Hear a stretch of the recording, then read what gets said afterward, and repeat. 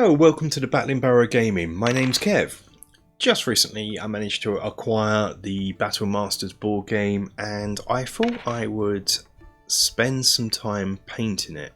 I'm not that good at painting, but I really like it, and on a day like what it has been just recently, where it's a bit dull outside, it's a bit rainy, I can think of nothing better to do rather than going outside into the wet cold weather than sitting back and painting lots of minis. And this game has lots of minis. I do want to, from now on, spend time improving my painting, and I'm recording this after I started painting them. During about halfway through recording this video, I did something I'd never done before. I'd watered down my paint on a palette. Now, there are times when I say I don't water down my paints. I guess sometimes I do. I will open a pot, put my brush in, then dip my brush in water and sort of dab off the excess before putting into the model, but that's not always the case, and that's probably not the best way of doing things. And it was like a revelation to me. So we're going to start. I was thinking about not doing this at all. I think I'm going to start showing you what I've got so far, and then I'm going to end it because we're going to start a journey on me trying to improve my painting skills. They've already been rudimentary at best. I call them tabletop ready. So normally I have lots of board games to paint up, lots of war games to paint up. I want to get the paint so they look okay from a distance when you're playing from a tabletop. But now I feel it's the time to sort of take my painting to the next level, which we'll be doing in future videos. So yeah, let's have a look at how we get on with Battle Masters, and let's have a look in the box first of all to see what we're going to paint up. Right, okay, so painting Battle Masters. Let's have a look. I shall let you know my plans for it. I'm going to need all this. Now, of course, Battle Masters has these bases, like so. And what you do is, put out these is what I want to talk about first. You'd get your warriors and you'd put them in the base, but I don't want to do that. I'm going to use the bases, the movement trays, but what I want to do is, you can probably hear that splashing on my desk, is I want to use standard GW square bases, and I want to put these guys in here. I can see the first issue already is slots on these are bigger than here, so I'm going to have to adjust that. I'm not pushing too much and I'll break it, but I'm going to put them on bases and then they'll be mounted on the trays. So that'll be the first thing. So I need to get a load of straight slot bases. I think I have loads of these ones, loads and loads of these ones, but they're not going to be any good for slots bigger. Be any good for these really, because I want them to stand forward, and so got to be this style of base. So first things first, order a load of these from eBay and buy them. Also, I don't know if I'm about to get this off. We got these shield stickers. If I can get these off, they make it a lot easier. So I'm going to get these off and put these somewhere if I can, and I'll probably glue them back on because I want to undercoat them. Some have already come off, some haven't, so a good pair of tweezers. Luckily they come off quite nice, so I'm going to spend some time. I've still got the sheet in here, which is a sticker sheet, so I'm going to try and put them now back onto this. No one wants to see me do that, so I'm going to do that well off camera. Worst comes to worst, just put them here. So yeah, that's going to be my first task. Remove the stickers to make it easy to undercoat, tidy up all the bits here, and Undercoat. First lot of stuff I want to paint are going to be my replacement Chaos Champions, because a few reasons. They're already on standard Citadel bases and they're going to be nice and easy to paint. There's not, my plan for them isn't going to be that elaborate, so I've sort of had an experiment already. And what I've got here is just sort of prototype on how I want it to look. Very dark metallic armour for the most part, with black showing through on the pauldrons and almost in between his legs as well. The lance is going to be black, shield's going to be black, in between these bits here going to be black. Black cape, but then red outline here, red mane going on here. That's going to be pretty much it, and then the horse is going to follow suit. And then he'll just sit here. And so this, the first one, pretty much done how I want it to look. As I'm going to be using contrast paints for most of this, for brevity, I've undercoated in white, but white undercoat is terrible for metallic. So things like these are the crossbowmen, undercoated in a light colour, and then undercoated the sort of bits I want metallic in black. So I'll be doing that all over the models. Chaos Knights are pretty much done. Chaos Champions, put them onto their bases, flock them, and that'll be the first lot done. The repaired Ogre is sitting over here. He's undercoated. Gonna work out what's metallic. Obviously, yeah, it's gonna be metallic, I guess. This here, I'll have a look. So I got a replacement Ogre, and it's my own fault I didn't look at the picture and description properly. It's missing a weapon, so I have to do something about that. But it's also glued into the stand, which I didn't want for this project, so I tried to remove it, but its feet snapped. So ho hum, not a problem, because I can just clean it up, and I'm going to glue him onto a normal sort of square base anyway, and I'll tidy this up. I'll see if I can get it out for anyone who wants to. So this base isn't too damaged. It's a bit grim, the base. Give it a bit of a tidy up, but yeah. So that's the replacement Ogre. Alright, so out of green stuff, I've sort of sculpted a weapon for him. It's not the best sculpting, but it's alright. In fact, some of the sort of raggedness of it kind of has a bit of a charm to it. It basically, there's a paperclip, straight on paperclip going through the centre of it. I just put the green stuff round, and the paperclip gets drilled into his hand. Not actually glued in yet, because I was just using this to hold it in when it dries. And now once it's dry, I'll take it out and glue it in. Also giving him a spike. Now, sanded his feet off, so he will be ready to be glued onto his Citadel base here, so it can be used in Battle Masters and just in general stuff, other purposes. So I've I've painted it using contrast paints, and I'm not really that happy with it. Contrast paints are okay, I guess, but not for these older models. So as you can see, the flesh is just very ugh. So what I'm going to be coming in and doing here is using a what's it called, Cadian flesh, and what I'm doing here as well is starting doing something that I've never done before. I mentioned in the intro.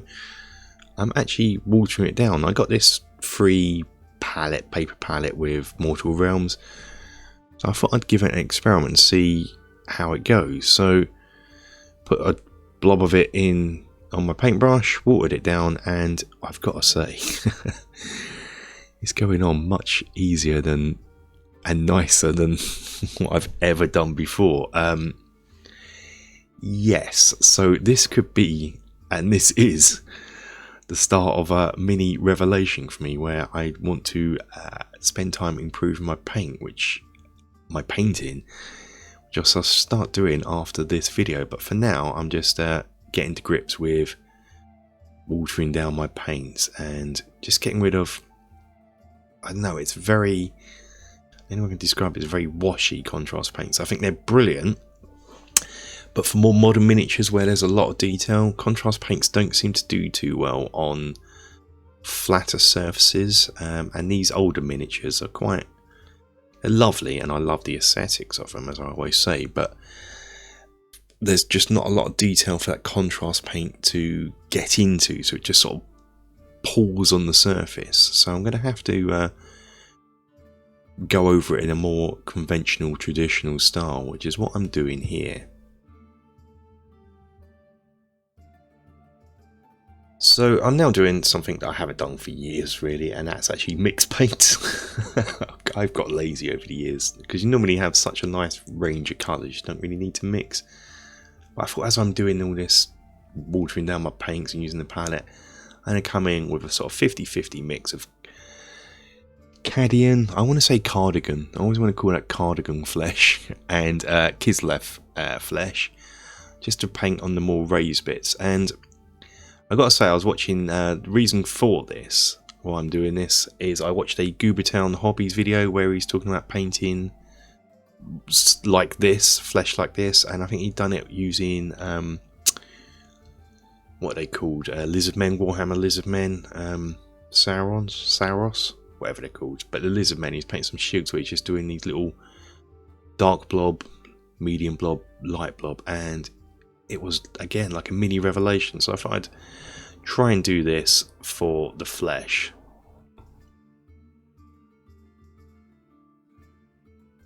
And now just coming in with a sort of final highlight raised bit of just pure Kislev flesh. Again, watered down.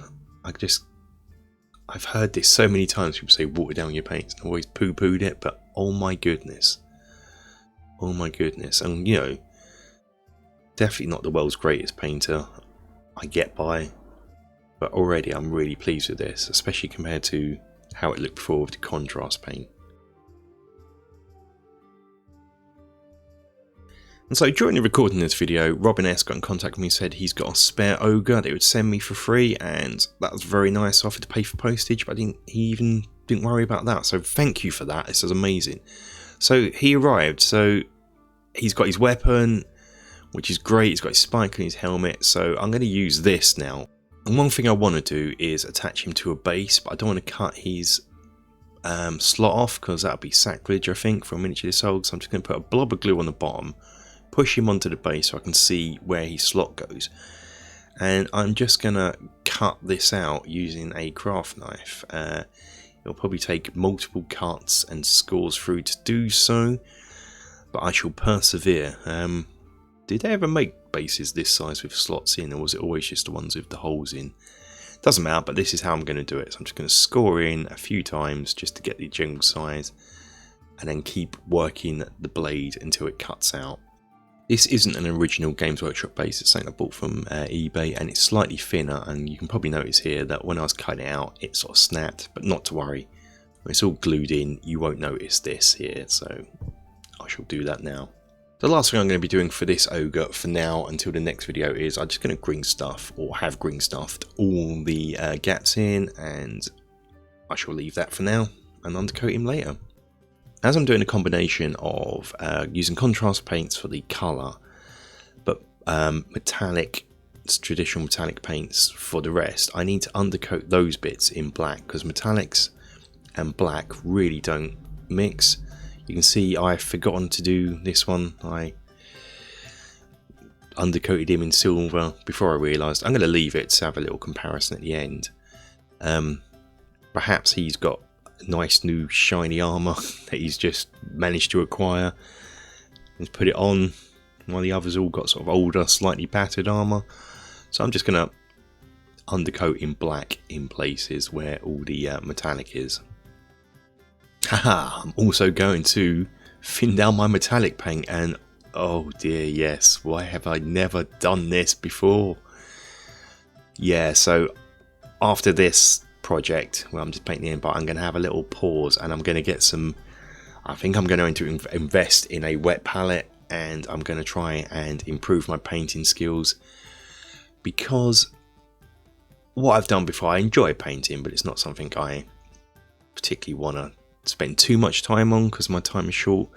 I have so many games where they're miniature based. I just want to get them looking somewhat good on the table, but now I feel that's changed. I kind of want to get them looking all good. I mean, really good. And I feel this is the start, a mini revelation, or yeah, revelation in my mind of just how good things can be. And I think contrast paints will still have their place in my tool set.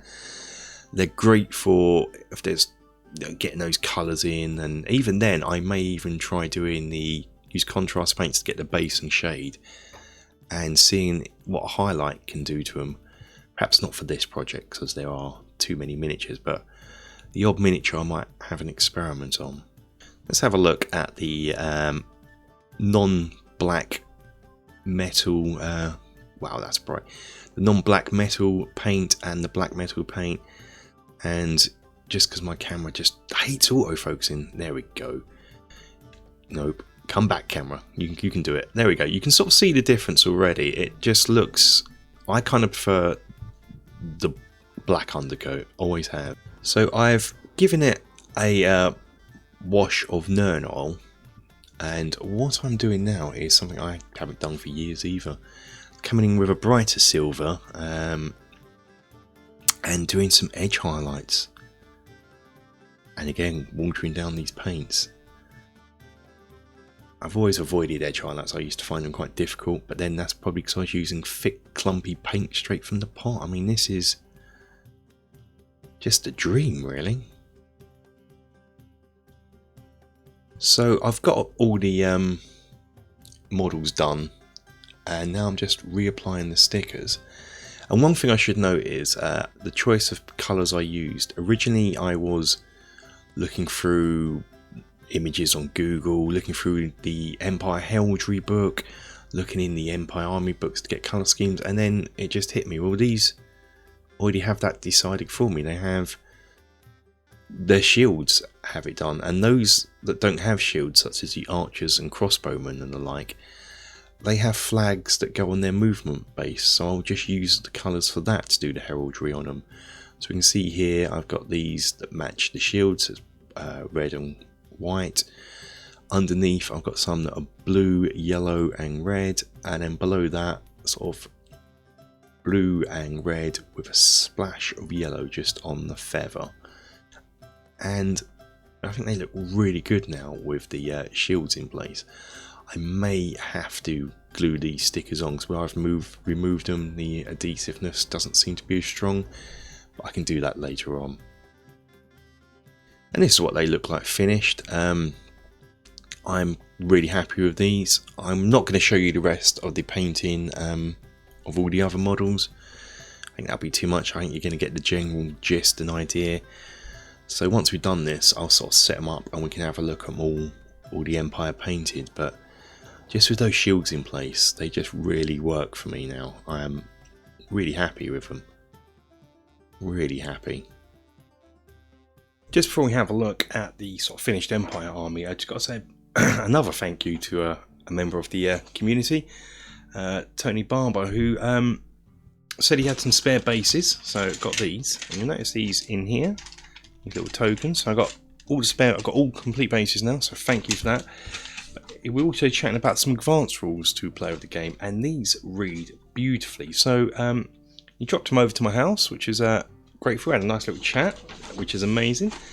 Here we've got these advanced rules, so I'm going to definitely be trying these out, and the tokens are for the advanced rules due to general gist is you split the decks between the factions, so you always take your turn, you know you're going to have a card for your faction potentially, but Chaos have more cards than Imperial, so these tokens will be used to balance that out, which we'll see when we try it out in the near future. So thank you for that, really appreciate that. But now let's have a look at the painted Empire army. And this is what the sort of Empire models look like all completed, and I think I'm going to leave it here for this video. We'll have a look at them bit closer in a sec. Because as you probably saw during this video, I had a bit of a painting revelation I want to take advantage of, so I've tried to improve my painting skills. Plus, looking at how the Ogre went on my first Ogre I got, using what sort of modern contrast paints, it didn't seem to go that well, so I'm going to have to paint in more traditional style. So I want to improve my skills so I don't ruin this Ogre that's been kindly donated to me. I want to make it look the best I can. So we're going to leave it here, and I'll carry on perhaps next month, give you an update where I'm hopefully have it all complete and ready for a game. But for now, I thought we'd have a look at the Empire. One thing to note is the bases, the movement traits are the wrong way around. I know I did this in the how to play video. That was accidental. This is deliberate, so I can see what they're called. So I still haven't got their names down yet, but let's have a look at these. These are the Altdorf guards. So I've tried to paint them in a blue and red scheme to match their shields heraldry that are on the design and up here. A lot of these have red, blue and yellow with white. Sometimes, like here, I've not added in any yellow. You could argue this probably might be a bit yellow on their belt, but that's actually a brown. But you know, so that's what they look like. Then we're going to move along to the Grunberg Imperial Halberdiers. Again, these are the same sort of colours, but this has the yellow incorporated in, and the red and the blue is on their feather. I think they look really cool with all the shields and stuff on. Going up to the right guard, this is just pretty much red and white. Again, ignored the yellow pretty much for the purposes of these. That's cool. Have to move these out the way. The yeoman archers. If I can get them in shot. They are they don't have shields, but so I've based it on their flag here, which is red. Again, well, it's all red, blue and yellow, isn't it? But just so you can sort of see, I've sort of added all those colours in. I think these look pretty cool. I actually like these. Very flashy pants archers. That's those. The Bogenhafen archers isn't it spelt with one F rather than two? Anyway, that's their flag. It's their standard here, so it's just a yellow and blue. That's what we've gone for here. Nice yellow and blue. I didn't want on the archers. I actually didn't want. Most of the time they've got a little sort of gem in their turban, but I didn't want that, so I've just painted it in on both of those. That is, again, very deliberate. As those. Moving on to the Altdorf crossbow. I don't know, Altdorf crossbowmen. These are, again, looking at their banner, they're red, yellow and white, so I've actually incorporated that in like so. Really happy with these. They look staggering when they're all together.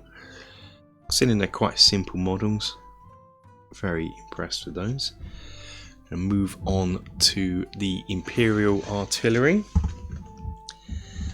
Here, yeah, that's their standard, so it's just yellow and red. So that's all they've got going on here. I'll spin the cannon around a bit.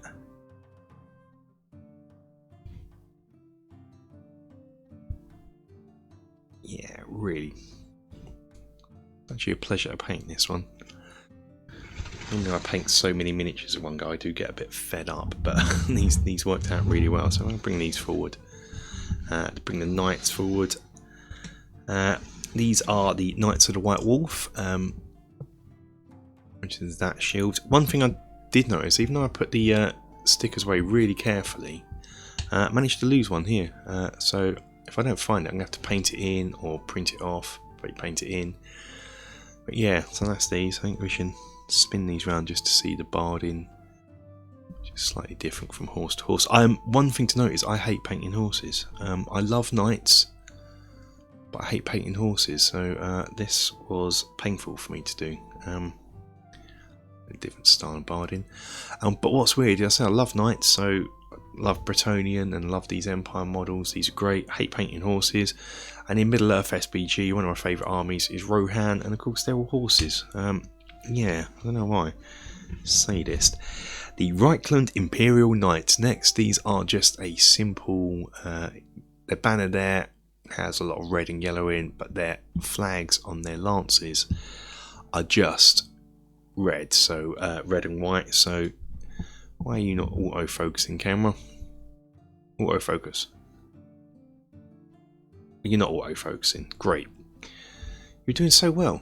Me and this camera, we have arguments. Yeah, you go. So tried to keep it quite simple, mainly white and just a splash of red around here, and I think it looks really effective. Yep, that's you. Lastly, the Knights Panther. Things are almost traditionally, it's kind of look traditionally sort of alt off, I'd say, you know, the red and blue, that's what I was going for here.